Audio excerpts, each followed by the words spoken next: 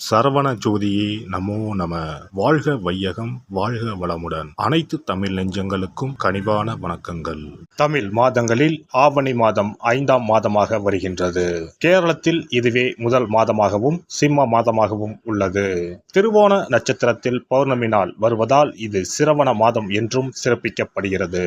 மாதங்களுக்கு எல்லாம் அரசன் என்று இதற்கு பொருள். சிங்க மாதம், வேங்கை மாதம் என்ற பெயர்களும் ஆவணி மாதத்திற்கு உண்டு. தேடி வந்து வழிபட்டால் ஓடி வந்து வினைகள் தீர்க்கும் விநாயகப் பெருமானின் திரு அவதாரம் நிகழ்ந்ததும் இதே ஆவணி மாதத்தில்தான். மாதந்தோறும் விநாயகருக்கு உகந்த சதுர்த்தி தினம் வந்தாலும் இந்த மாதத்தில் அவர் அவதாரம் செய்த சதுர்த்தி மட்டுமே விநாயகர் சதுர்த்தி என்று சிறப்பித்து கொண்டாடப்படுகிறது. நிகழும் ஸ்ரீ மங்களகரமான குரோதி ஆண்டு ஆகஸ்ட் மாதம் 17ஆம் தேதி சனிக்கிழமை அன்று பூராடம் நட்சத்திரத்தில் திரையோதசி திதியில் பிரீத்தி நாமயோகத்தில் கௌளவம் கர்ணத்தில் சித்த யோகத்தில் சனி மகா பிரதோஷம் கூடிய நன்னாளில் இந்த மகத்தான ஆவணி மாதம் பிறக்கிறது. ஆவணி மாத கிரக நிலைகளை பார்க்கும் போது ரிஷப ராசியில் குரு பகவானும் செவ்வாய் பகவானும், கடக ராசியில் புதன் பகவானும், சிம்ம ராசியில் சூரிய பகவானும் சுக்கிர பகவானும் உள்ளனர். கன்னி ராசியில் கேது பகவானின் சஞ்சாரம் உள்ளது.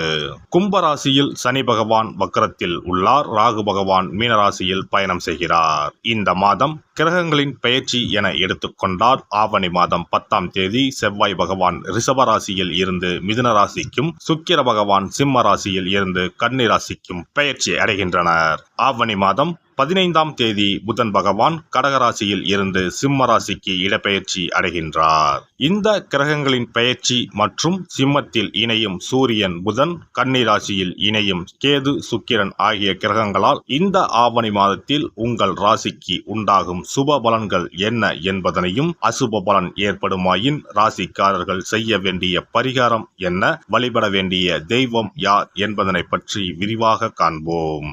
உங்கள் வாழ்வில் வளமும் நலமும் செல்வ செழிப்பும் பெற்று வாழ்வில் உயரிய நிலையை அடைய எல்லாம் வல்ல எம்பெருமானை வேண்டி விரும்பி கேட்டுக்கொள்கிறேன். மேசராசி அன்பர்களே, இந்த மாதம் எல்லா காரியங்களும் அனுகூலமாகும். முக்கிய நபர்களின் சந்திப்பும் அவர்களால் உதவியும் கிடைக்கும். உடல் ஆரோக்கியம் பெறும். மனதில் தைரியம் கூடும். சுய நம்பிக்கை உண்டாகும். எடுத்த காரியங்களை செய்து முடிப்பதில் எதிர்பாராத திருப்பங்கள் ஏற்படும். தொழில் வியாபாரத்தில் முன்னேற்றமான வாய்ப்புகள் எதிரில் வந்து தோன்றும். வியாபாரம் தொடர்பான செலவுகள் கூடும். உத்தியோகத்தில் இருப்பவர்களுக்கு முக்கிய பொறுப்பு கிடைக்கலாம். செயல்திறன் அதிகரிக்கும். குடும்பத்தில் சந்தோஷம் உண்டாகும். பிரிந்து சென்ற குடும்ப உறுப்பினர் மீண்டும் வந்து சேரலாம். கணவன் மனைவிக்கு இடையே இருந்த மனஸ்தாபங்கள் நீங்கும். பிள்ளைகள் கல்வி பற்றிய சிந்தனைகள் அதிகரிக்கும். உறவினர்கள் மத்தியில் மரியாதை கூடும். பெண்களுக்கு எதிர்பாராத சந்திப்புகள் உண்டாகும். திடீர் செலவு உண்டாகலாம். கவனம் தேவை. முக்கிய பொறுப்புகள் கிடைக்கக்கூடும். மாணவர்களுக்கு கல்வியில் திருப்தியான நிலை காணப்படும். தன்னம்பிக்கை அதிகரிக்கும். நட்சத்திர பலன்கள். அஸ்வினி நட்சத்திரம். இந்த மாதம் உறவினர்கள் வகையில் தவிர்க்க முடியாத சுப செலவுகளை சுமக்க நேரும். முக்கியமான பயணமும் முக்கிய பிரமுகர்களின் சந்திப்பும் உண்டாகும். அது உங்கள் எதிர்காலத்திற்கு நல்ல அஸ்திவாரமாக இருக்கும். சிலர் கூட்டு முயற்சிகளில் லாபம் தேடலாம். சிலர் குடும்பத்தினரோடு கூட்டு சேர்ந்து தொழில் செய்து லாபம் பார்க்கலாம். பரணி நட்சத்திரம். இந்த மாதம் ஆரோக்கியம் நன்றாக இருக்கும். தொழில், வேலை, உத்தியோகம் ஆகியவற்றில் வெற்றி அடையலாம். சேமிப்பும் அடையலாம். உங்கள் உழைப்பும் நம்பிக்கையும் உங்களுக்கு முழுமையான பலனையும் திருப்தியையும் தரும். எதிர்ப்பும் இடையூறும் ஒருபுறம் இருந்தாலும் உங்களின் தன்னம்பிக்கையாலும் தைரியத்தாலும் அவற்றை போராடி எதிர்த்து நின்று வெற்றி கொள்வீர்கள். கார்த்திகை நட்சத்திரம். இந்த மாதம் கடமைகளை காப்பாற்றுவீர்கள். பொருளாதாரத்தில் பிரச்சனை இருக்காது என்றாலும் வைத்திய செலவும் அல்லது வீண் விரய செலவும் தவிர்க்க முடியாததாக இருக்கும். அதனால் சில சமயம் விரக்தி ஏற்படலாம். மனதில் ஆறுதலும் நம்பிக்கையும் உண்டாகும். தொழில், வியாபாரம், உத்தியோகத்தில் பிரச்சனைகள் எதுவும் இருக்காது. சுவாமிமலை முருகனை வணங்கி வர காரிய வெற்றி உண்டாகும். கவலைகள் தீரும். கந்த சஷ்டி விரதம் இருந்து முருகனை வணங்க பிரச்சனைகள் குறையும். மனதில் அமைதி உண்டாகும். சிறப்பு பரிகாரம். சொந்த வீடு அமைவதற்கு ஆன்மீக பரிகாரம். சொந்த வீடு கனவு நிறைவேற வேண்டும் என்பதற்காக எத்தனையோ கோவிலுக்கு சென்று எத்தனையோ பூஜை வழிபாடு என செய்தும் ஒன்றும் நடக்கவில்லை என்பவர்கள் வீட்டிலேயே இந்த எளிய பரிகாரத்தை செய்து வந்தால் நல்ல பலன் கிடைக்கும். எளிமையான இந்த 2 பரிகாரங்களை செய்து வந்தால் விரைவில் சொந்த வீடு யோகம் அமையும். அதனால் நம்பிக்கையுடன் இந்த சக்தி வாய்ந்த வழிபாட்டை செய்து வரவும். எவ்வளவுதான் சொத்து பணம் இருந்தாலும் நமக்கென்று ஒரு வீடு இல்லை என்றால் அது மனக்குறையாகவே இருக்கும். சொந்த வீடு வாங்க முடியவில்லையே என்பது பலரின் ஏக்கமாகவும் கனவாகவும் இருந்து வருகிறது.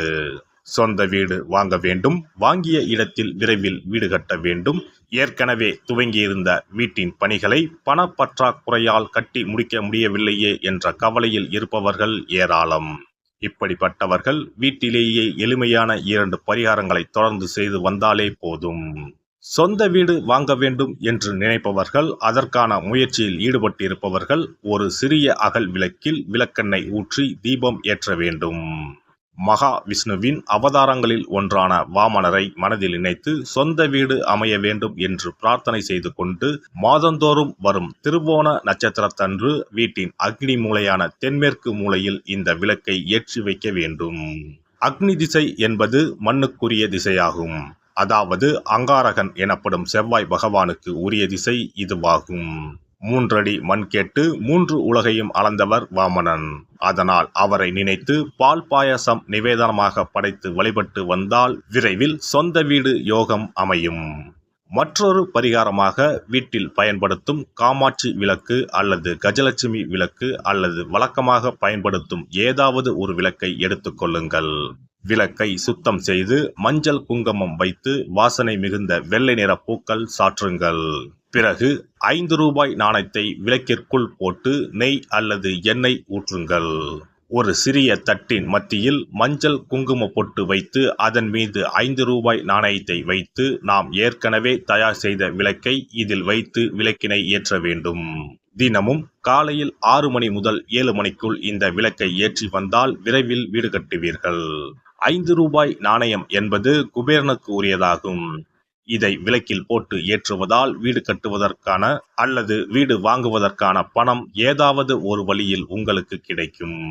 காலை 6 மணி முதல் 7 மணி வரையிலான நேரம் என்பது ஞாயிற்றுக்கிழமையில் சூரியன், திங்கள் கிழமையில் சந்திரன், செவ்வாய்க்கிழமையில் செவ்வாய், புதன்கிழமையில் புதன், வியாழக்கிழமையில் குரு, வெள்ளிக்கிழமையில் சுக்கிரன், சனிக்கிழமையில் சனி என நவக்கிரகங்களில் பாவ கிரகங்களான ராகு கேதுவை தவிர்த்து மற்ற 7 கிரகங்களையும் குறிக்கும் ஹோரை நேரமாகும். இந்த நேரத்தில் விளக்கு ஏற்றுவதால் நவக்கிரகங்களின் அருள் கிடைத்து பூமி யோகம் உண்டாகும். எந்த ஒரு பரிகாரம் என்றாலும் மனதில் முழு நம்பிக்கையோடும் இறைவனை உறுதியாக வேண்டி வழிபாடு செய்தால் மட்டுமே பலன் தரும். எளிமையான இந்த பரிகாரத்தை தொடர்ந்து செய்து பயன்பெறுங்கள். எல்லாம் வல்ல இறையருளால் நீங்களும் உங்கள் அன்பு குடும்பமும் உடல் நலம், நீலாயுள், நிறை செல்வம், உயர் புகழ், மெய்ஞானம் ஓங்கி வாழ்க வளமுடன். இந்த வீடியோ பதிவு உங்களுக்கு பிடித்திருந்தால் லைக் பண்ணுங்க, கமெண்ட் பண்ணுங்க, ஷேர் பண்ணுங்க, மறக்காம சப்ஸ்கிரைப் பண்ணுங்க, பக்கத்துல இருக்கிற பெல் பட்டனை கிளிக் பண்ணுங்க. நன்றி, வணக்கம். ஓம் நமச்சிவாய. சிவாய நம.